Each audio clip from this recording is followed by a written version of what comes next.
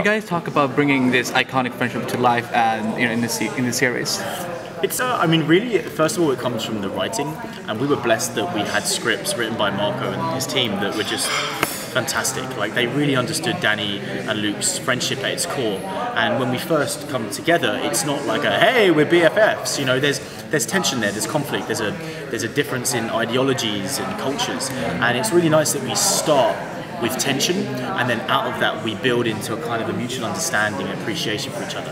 I think that creates a really real dynamic between us, and it's just been super fun working with Mike. Like, we have a good energy between us as actors and as characters. So who would win in a fight, Iron Fist or Luke Cage? Well, maybe you have to tune in to find out. Yeah, can't give you that, buddy. I think we work best when we're working together. Yeah. I mean, the two characters have some of the best team-ups in Marvel Comics. Yeah. Do you guys become buddies like that? Can we expect to see something similar to that? It's interesting. I was just reading a comic book, some of the newer Iron Fist Power Man comic books.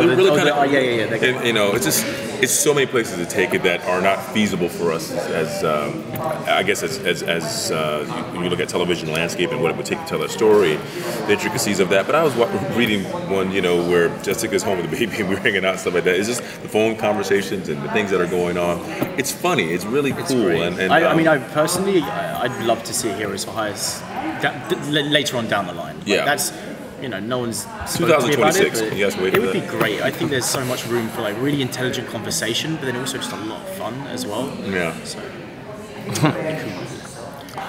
what was your favorite scene that you guys shot together? That's a good one. I mean, they were all pretty awesome. The fight scene's pretty good. Yeah. The scene towards the end when we're holed up in the... Well, wait a minute. Don't tell me that. Well, Oh, yeah. You know when...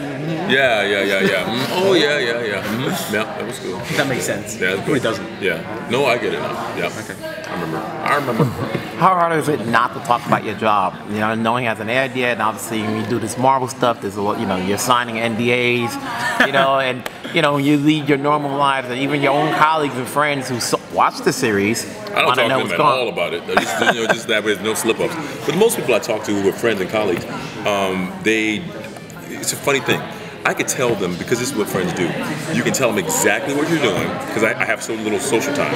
I can tell them exactly what I'm doing, and a month later when I see them again, or 2 weeks later, they'll ask me the exact same question again. I will tell them exactly what I'm doing, and they'll ask me because they can't process and they can't absorb, because that's just the world we're in. They want to hear, but at the same time, they can't retain anything. And they're totally confused anyway. Hey, but it's also going back to that, I definitely, whenever I'm talking about the show to anyone, I always just feel is there someone watching? It's the secrecy is imprinted on you so hardcore that it's you get into a permanent state of paranoid psychosis. Are the Marvel snipers around listening to me right now? And I don't have any friends anyway, before I don't have any friends. I'm your friend, Mike. I know, but we know everything. We know the same stuff, so it's I don't have any friends outside of this universe. It's kind of they care. They care. My friends care. It's what are you doing again? Iron Fist? What's that? Oh, don't worry about it. Forget about it. Yeah. Do you think there's any chance we might see Iron Fist pop up on season 2 of Luke Cage? Now that it's possible. Possible? Mm-hmm. All right. There's a possibility there. Do we see the romance? I'll take that answer. Do we see the romance between Jessica and Luke come to life again, or is that kind of a closed chapter at this point? It's one of those things where the flame is not out. Let's be honest. I mean, come on. This is one of those things. But we have a lot of things going on. We have to do a lot of fighting. We have to save New York City. I have to sort this thing out with Danny Rand. We have a lot of stuff going on. Got to sort this Danny Rand. This whole thing is going. So I mean, I think there's progress. I think we make some strides. But this is a long form television series that we can go there now. But then where do we have to go? I think it takes time. So it's not the time and place. There's impending doom. It's not I'm going to have it's very difficult to romance with severe danger. It's I've seen a few. If anyone's seen these episodes of Naked and Afraid, it's a very interesting show on I actually saw a bit of that the other day. It's weird. It's weird. Well, they're naked and they're afraid. They're naked, but they're also afraid. Well, how does this relate to anything? Well, because the nudity is something, but the fear supersedes the nudity. So even if you're with someone like Jessica and I, you're never really thinking about that because it's too much danger. Yeah, okay, I got it. You can't really. It's you're naked, but there's a meteor coming at us. So there you go. But no one's gonna see. People are gonna see the interviews before they see the series. So where are we all with your characters?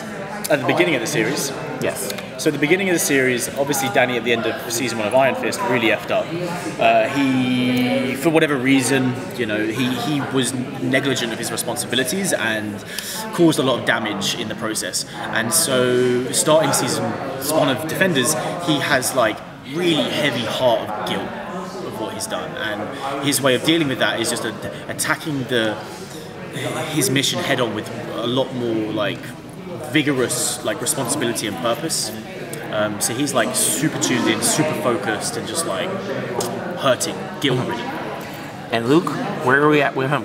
In the beginning? Yeah. Well, in the beginning, listen, Luke has got to atone for, not atoning for a sense, he's just dealing with the judicial system that in America we know is very complicated. But eventually you have to sort of deal with that. You have to sort of face the music. Luke was wrongfully incarcerated. And so he's been running from that. Now he's gonna deal with that and get that monkey up his back, and now he's gonna go out there with a whole new, outlook on life. Because now he doesn't have to run. Once he gets that out of his system and he's changed, now he can have a normal life, and that's a huge deal for him. So new Luke Cage coming out, Defenders, and in season 2 we're just changing things up, man. It's gonna be quite a journey for him. Speaking of music, I thought Luke Cage's soundtrack was just absolutely phenomenal. Do you ever have any input in what kind of music? Actually, I do. Me and Chael and I talk, and I actually have a great idea about something right now. And I can't tell you exactly what. No, oh yeah, it's a musical. It's a musical. No, but honestly, so season 2 has another feel to it. Music is going to be great. I can't wait for it. Some of the musical guests that we have on are just incredible. I mean, one time I can't tell you exactly what it was, but I was shooting this other scene, and simultaneously they were shooting something else.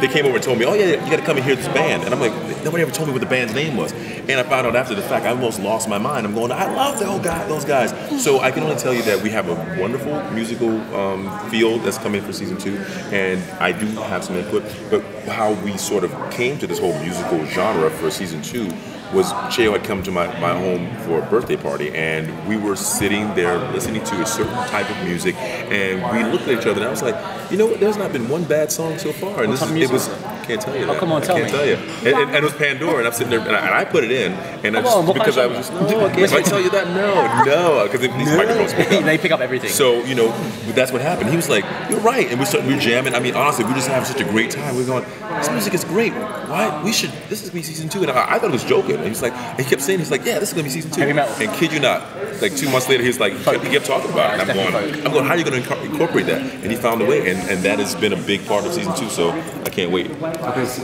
piggybacking off of that, so with season 2, we have Lucy Liu directing the first episode. How do you feel about that? Like, how is it working with her? Well, her episode, I think, is in the can. I think they're finished editing it. I just talked to her a couple days ago. She's great. She's an actress director. It was something that she came really prepared for, and just really was so passionate and so excited about working on the show, and she made the crew, the crew would do everything for her because she's just that kind of person. So we had a great time.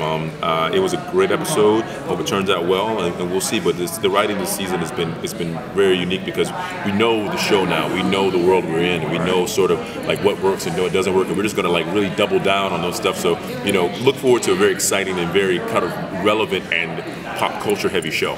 With the Defenders, when you're talking about direction, do you feel the continuity is the same when you have a new showrunner and he's bringing on your characters in which you've worked with different showrunners? I think the credit to Marco for that, because it's not easy taking all of these different characters and trying to bring them into its own cohesive tone. Yeah. And actually, I've always thought that season 1 of Iron Fist, the season 1 of Defenders, is Danny's first full arc as Iron Fist, and I never really felt there was a difference. Like, we have the same crews, some of the same directors, So in fairness to Marco, he was able to sort of draw from the other showrunners. They were in contact. Yeah. They were not writing, but they were able to help him make sure he sort of kept the same tone for each character.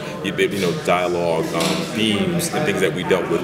Every showrunner was there for him to lean on. Hey, running past some things. Does this jive well? And also us, we know the characters as well as anybody. So if it didn't feel right, we would give him a note, and he was very open to that. That's something that really helped a lot. It was really cool that because everyone has worked with their character for at least one season. Coming into Defenders, like I certainly had a lot of input into how Danny's direction went. You know, there were times I didn't think Danny was being true to what I thought he should be. Like I pitched in, and it was a really good collaborative environment. And Marco allowed that flexibility and freedom, which is great.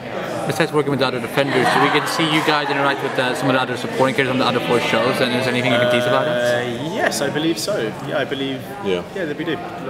Pineapples on pizza. How do y'all feel about that? Fuck yeah, I love pineapples on pizza. No. Come on, Pineapples on guys, pizza. what the? I like anchovies. Hawaiian pizza. Hawaiian pizza with anchovies. Listen, I'd go salt there. and sweet go together, but I like a feta watermelon kind of thing, you know? Oh, get it. All right, that's it. This is Thursday. I do like that.